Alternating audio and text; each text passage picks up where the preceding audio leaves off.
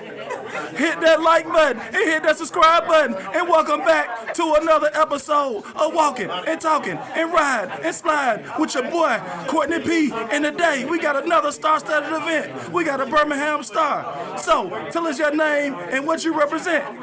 My name is Danny Carr. Obviously, everybody know me. But anyway, not just kidding. Danny Carr, District Attorney of Jefferson County, Birmingham Division. So, DA Carr, tell these young people what the consequences are when they get caught doing some of these crimes. You gotta let them know because you're the DA. You've seen these cases come across your desk every single day. Right. Let me first say, if you make the decision to grab a gun, if you make a decision to use that gun, you may spend the rest of your life in prison, or you will spend the rest of your life in prison. But let me also say this.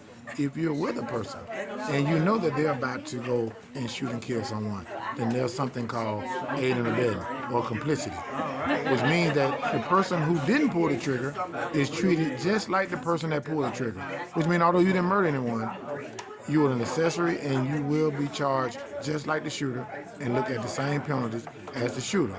But more than that, people need to also understand, especially young people, that the age of consent is 16.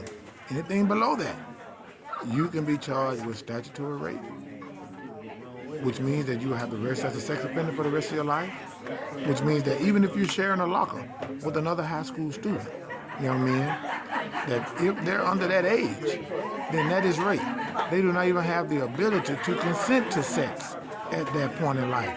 So be mindful of that. And if you also send a naked picture of yourself or a naked picture of body part, that is also called sexting, which is a crime in Alabama. People heard of voyeurism and things like that. All of those are sex offenses that will allow you or require you to register as a sex offender for the rest of your life. You can't live within certain areas of a daycare. You can't live within certain areas of a school. You can't even live in your own house sometimes if there are kids there. So think about those long-term ramifications and think about the decisions that you make and try to make the right decisions and also try to be informed because the decisions you make can change your life and your family life forever. And before I let you go, DA, tell Birmingham, tell the young people, tell some people that may have gotten in a little trouble and trying to bounce back that the awesome event and the awesome movement that you and DA Washington have. We have one of the big things that we do is called the Second Chance Job Fair.